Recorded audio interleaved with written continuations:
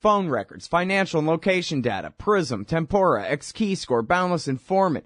Hey, y'all, Scott Horton here for offnow.org. Now, here's the deal. Due to the Snowden revelations, we have a great opportunity for a short period of time to get some real rollback of the national surveillance state. Now, they're already trying to tire us by introducing fake reforms in the Congress. And the courts, they betrayed their sworn oaths to the Constitution and Bill of Rights again and again, and can in no way be trusted to stop the abuses for us. We've got to do it ourselves.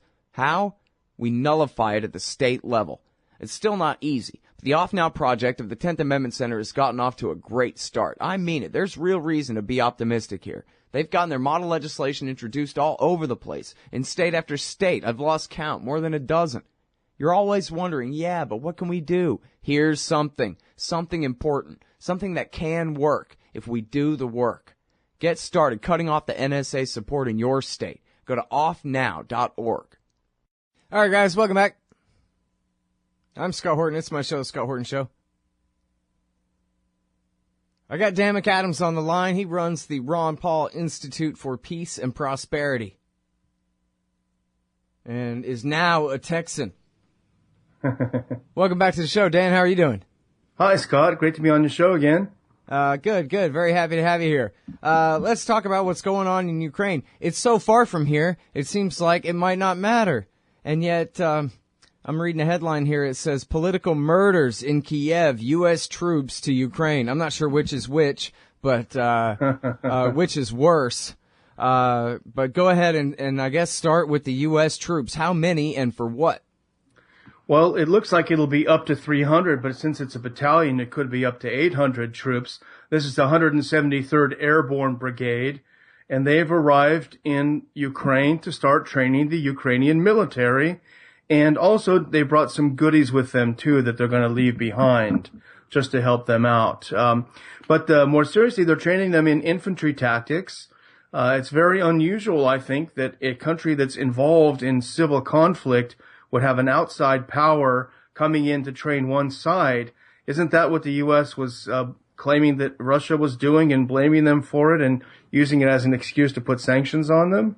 Yeah, well, I mean, and help me understand this because, okay, if this was happening, I don't know, last summer or something, I'd be completely against it, but I would understand that it made sense in context. But right now, there seems to be the giant obstacle of the fact that we already got a peace deal. Minsk II is already signed and major powers are behind it. And there has been some fighting, but there's been no official breach of the ceasefire and reinstitution of hostilities. And so who the hell wants to escalate that when we got peace now, Dan? Well, I don't know if you saw yesterday, but there were plenty of pictures going out on Twitter and elsewhere about Poroshenko having lunch with the U.S. troops, being photographed with 2 thumbs up next to the American troops. So it's clear that he takes it as a signal that the U.S. is giving him a green light. And he said as recently, I think as a month ago, that they plan to take back eastern Ukraine. So I think at least in his mind, he's got the U.S. behind him. It's like some scrawny kid on the block who all of a sudden has a big tough guy behind him, starts bullying people around. Yeah, except in this case, the other guy the big tough guy supposedly bullying is just as tough when it comes down to it and has a lot more reason to fight. I mean, and they've got to know that, right? That, you know, Obama himself has even said, well, I'm not sure how much power and influence he even has on this situation, but he has said, hey, listen, they're not a member of NATO. In like a very kind of frank way that, no, we're not going to war for Ukraine, even if it comes down to it. We're not. But think about false flags and think about accidents. Think about things of this nature. When you've got 300 or so American troops and you've got a bunch of volunteer battalions, let's put it that way, in Ukraine that have some very unique notions about who were the good guys in history. When you have these types of people that want to suck the U.S. in, don't they have all the incentive in the world to off a couple of American soldiers, make it look like the Russians or make it look like the East Ukrainians or something? It's just talk about just begging for a disaster. Yeah.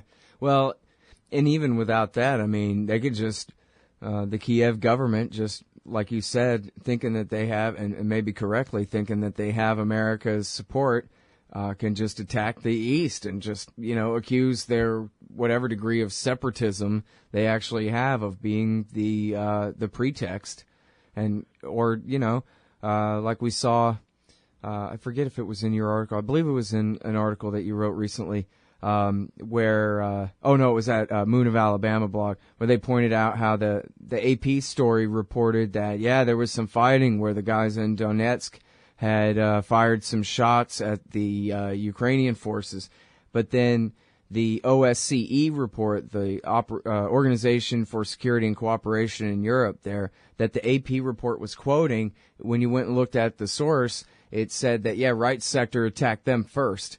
So, exactly. There's not even really necessarily a false flag, but just a provocation that gets ignored, and then you call their retaliation the aggression. Absolutely. Well, AP is famous for this kind of thing. I mean, they are absolute regime propagandists. I just came back from doing a program with Dr. Paul, and we were talking about Yemen, different topic, but the same thing. The AP reported that the USS Theodore Roosevelt was steaming toward Yemen to head off all of these Iranian arms shipments that are going to Yemen. Well, what arms shipments, So the AP does this a lot. And, of course, it was selective reporting when it comes to this. But I think the U.S. probably has some interest in maintaining a kind of strategic ambiguity as to its intentions in Ukraine. But as history shows us, this can also be dangerous. If you remember back in 1956, the U.S. had the same kind of strategic ambiguity where it appeared that they gave a green light to the Hungarians trying to fight the Soviets. When it came down to actually fighting, the Hungarians felt they had the U.S. on their side, but they didn't, and they had no assistance from the U.S. The same thing has happened before in history. So it is a very dangerous thing. And as you point out, Scott, this is not Yemen or Syria that we're kicking around next door. It's a country with, hundreds of strategic nuclear weapons. Yeah. And tactical ones too. Yeah. Another great example of that would be the Great Bad Pigs in the Desert of 1991 when George H.W. Bush urged the Kurds and the Shiites to rise up against Saddam, and then went so far, not just didn't help them, but turned on them and helped Saddam crush their revolution before it got out of hand. Well, that's a great example. Exactly. Yeah. So, they'll do this kind of thing. They will. Yeah, which in this case would be at least preferable to going ahead and backing them up, which could mean, as you say, thermonuclear war.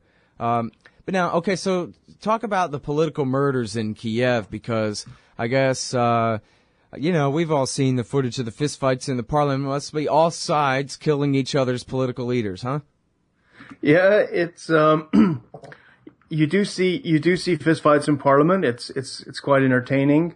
But what is interesting, and this is actually Dr. Paul and I did a little episode of his Liberty Report on this, is that now I think it's up to about 12. And actually, we cited Justin Raimondo's column from earlier this week on the same topic.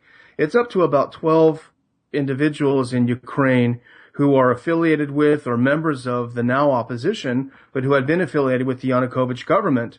They have been either they've committed suicide under very strange circumstances, they've been suicided, or in the case this past week where 3 people were just flat out murdered, including the guy who was the head of the opposition newspaper, the editor-in-chief, although he had resigned a few weeks ago because he said he was having so much political pressure to change his editorial line. It was just flat out shot. And to this day, there has not been a single word uttered by the U.S. Government about this. Not that they should get involved, but look at the double standards when it comes to what happened to Boris Nemtsov earlier this year, the Russian minor opposition figure who was gunned down in the streets of Moscow. Right. And now it really is, a dozen guys have been shot and they're all just calling it Arkancide kind of thing, or what? Well, what Poroshenko, this great, I don't know what to call him, but he said is it's basically a Russian provocation. The Russians have snuck in and they're killing all of their allies in Ukraine just to make Poroshenko look bad. Yeah. That's his explanation. Yeah, I'm not buying that. I mean, I guess anything's possible, but, how many of these leaders of the so-called pro-Russian factions are that expendable to the Russians? It seems like they would need them for later, right? Yeah, you're right. I mean, it could be true. But the fact is, I mean, I think to me at least, what's most interesting in this story is just the blatant double standards and hypocrisy when it comes to U.S. foreign policy. I'm less interested in their policy and more in our policy. You know, you have one minor guy killed in Russia. It's terrible. But that very day, you know, John Kerry said, you guys better get to the bottom of this. The chairman of the House Foreign Affairs Committee, Ed Royce, essentially blamed Putin for it, you know, right then and there. And here you have 12 people killed, and the U.S. hasn't said a word. Right. All right. Well, yeah, and it's a good comparison because it was just a couple of weeks ago. Everyone can remember the context. It's you know, black and white kind of thing. All right, we'll be right back after this with more Dan McAdams from the Ron Paul Institute for Peace and Prosperity. Hey, Scott Horton here to tell you about this great new book by Michael Swanson, The War State. In The War State, Swanson examines how Presidents Truman, Eisenhower, and Kennedy both expanded and fought to limit the rise of the new national security state after World War II. If this nation is ever to live up to its creed of liberty and prosperity for everyone, we are going to have to abolish the empire.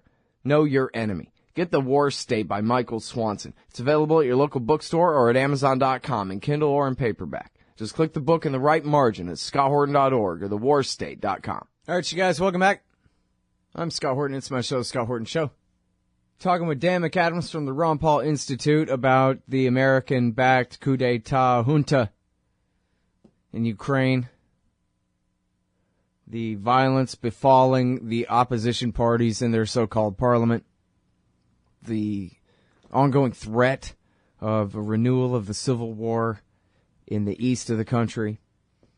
And by the way, speaking of that, going back to that, I guess, Dan, just how peaceful has been the, I guess, more or less border between the autonomous East and the rest of Ukraine and Ukraine's forces? I know there have been, skirmishes back and forth, but more or less the Minsk II agreement has been holding, correct?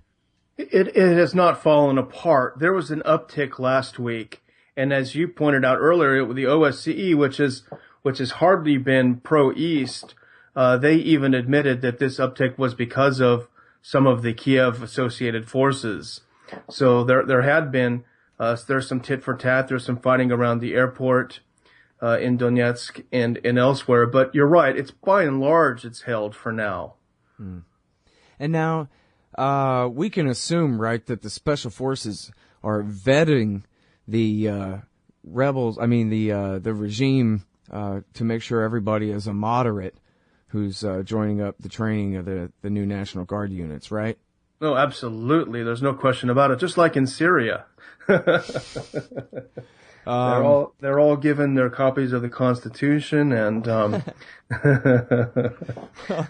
So, but now, okay, when I read a headline that says, yeah, we're going to train up their National Guard units, you know me, Dan, I assume the worst. Oh, my God. Are they saying that they're going to train up the Azov Battalion or Azov Battalion, the right sector, the avowed Hitler-loving Nazis of Ukraine? Or are they do they have a PR officer there at all? Anybody who's got an incentive to try to weed those guys out of their new project? Or no, really, it's as cut and dry as, America's going over there and beginning on Hitler's birthday, they're training up a battalion or two of Nazis. You know, what's kind of sad is that, I've although I'm appalled by the proclivities of some of these groups, I found that there's absolutely no traction here in the U.S. or in the West at all to point out the obvious that, we've all seen the Hitler tattoos and the SS tattoos and the flags and the salutes. But isn't it weird, Scott, that when you say that here, they look at you as if you're a kook, that you're pointing this out. They'll even say, what are you talking about? The real Nazis are in Russia. What's your problem? And nobody wants to admit what, anyone who wants to look at it would see. These are pretty unsavory types. Yeah, absolutely. And, I know at antiwar.com, the best one so far that we've run that kind of compiled all the great quotes was by Chris Ernesto, who went and found, and there's plenty of holes in the reporting, right? It's just the narrative hasn't changed, but you can read the Sunday Telegraph or whatever the crap, European papers or even the New York Times at times will have an admission here or there. But Chris Ernesto had a great piece where he just compiled all of the best quotes of Western acceptable, quote unquote, acceptable journalists and reports quoting these guys, talking about how much they love Hitler and how they're fighting for the white race and, you know, all the worst kind of things that if they were said by people here in America would cause a panic, you know? Yeah, and I don't think it's because the Obama administration or the Republicans or anyone here loves Hitler, you know, or loves the Nazis. But, you know, the U.S. has a pattern of this. Look at one of our greatest allies in the Middle East, Saudi Arabia. You know, they don't have a very good record when it comes to human rights either. I think the U.S. finds these are very useful groups to be involved with overseas because they certainly can get things done. You're not going to have the Azov Brigade sitting here reading about human rights and how to make people feel good. You know, if you want to start blowing stuff up and hurting people, that's the kind of people you want on your side. I guess so. Well, so in a very limited sense, then it makes sense to go ahead and bring them into the military and try to train them and get them, you know, under control of officers instead of just being, you know, neo-Nazi militias out there. Because really, you know, groups like that are mostly good for killing civilians and getting killed and not being very effective in real battle, right? But that's what you need. You have to demoralize the East. You have to fight psychological warfare against the people in the East. They have to believe that their cause is failed because when it comes to, you know, militarily, they have an advantage because they're fighting for their homeland and what they view as their freedom and liberty. So you have to destroy their morale. I think it's more important than on the battlefield. So when you see these crazed lunatics coming in and, you know, carving people up for fun, that's going to really make people think that maybe this is not a battle worth fighting. Yeah. But now, on the other hand, I mean, the Minsk agreement for the ceasefire it promises what exactly? They'll rewrite the Constitution in a way concerning those eastern provinces and their degree of autonomy or federal control. Well, it kind of freezes the conflict in a way. I mean, it's not anything, I think to the extent that it stops the active fighting, it's something that's good because innocent people were getting killed. But in terms of a long-term solution, it really isn't because to the people in the East, if you can imagine, we'd feel the same way. They never want to be part of Minsk again. These are the guys that took up arms against them. They don't feel they're legitimate. They've bombed their houses. So they're never going to, want to join again. It's going to be sort of a frozen conflict on the lines of Serbia and Kosovo, and that's probably the best case scenario, unless there's some way to have a real autonomy. And certainly the Kiev side does not see the Minsk agreements as granting any kind of real autonomy or even independence. So it's put on hold, I think, the conflict. Mm-hmm. Hey, you know, so the thing is about a conflict this big or with implications this big is it seems like there must be some kind of very deliberate plan behind it. But the best I can see is really the most retail level politics that the Republicans are saying, oh, yeah, be tough on Russia, that kind of thing. This is a battle politically Obama doesn't want to fight. I mean, it is his government that got us into it. I'm not trying to acquit the man of the thing. But I'm just saying, I guess, Dan, use my best imagination. I don't see much sense behind picking this level of a fight with Russia when they see that this is the kind of consequence they get. It seems like with Minsk, too, they were being offered a very easy out. And now here they are continuing to escalate the thing by sending in trainers and more equipment and more money when their bluff had been called, right? Yeah, but the thing in Washington among the foreign policy community is that they really are in an echo chamber, whether you're at Brookings or Heritage, wherever you go for the so-called experts, they're all involved in the revolving door between government and the so-called think tank private sector, and they all listen to each other. If someone like you or I went over there, Scott, and sat down at one of these lunches and talked the way we're talking now, they'd look at us as if we were blue, you know, with feet growing out of our head or something. It really is an echo chamber. So I think they do believe their own propaganda. And I think that we've seen throughout history, that's a very, very dangerous thing to do. Yep. Well, yeah, 100 years ago, you had World War I based on this kind of jackassery, basically. Widespread and all around. Could happen again.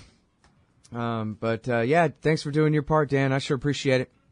Thanks for having me on. Take care, Scott. All right, y'all, that's the great Danny McAdams. He's at the Ron Paul Institute, ronpaulinstitute.org. Hey, you own a business? Maybe we should consider advertising on the show. See if we can make a little bit of money. My email address is scott@scotthorton.org. Hey, y'all, Scott Horton here for wallstreetwindow.com. Mike Swanson knows his stuff. He made a killing running his own hedge fund and always gets out of the stock market before the government-generated bubbles pop. Which is, by the way, what he's doing right now, selling all his stocks and betting on gold and commodities. Sign up at wallstreetwindow.com and get real-time updates from Mike on all his market moves. It's hard to know how to protect your savings and earn a good return in an economy like this. Mike Swanson can help. Follow along on paper and see for yourself. wallstreetwindow.com. You hate government? One of them libertarian types? Or maybe you just can't stand the president, gun grabbers, or warmongers. Me too. That's why I invented LibertyStickers.com. Well, Rick owns it now, and I didn't make up all of them, but still, if you're driving around and want to tell everyone else how wrong their politics are, there's only one place to go. LibertyStickers.com has got your bumper covered. Left, right, libertarian, empire, police, state, founders quotes, central banking. Yes, bumper stickers about central banking. Lots of them. And, well, everything that matters. LibertyStickers.com. Everyone else's stickers suck.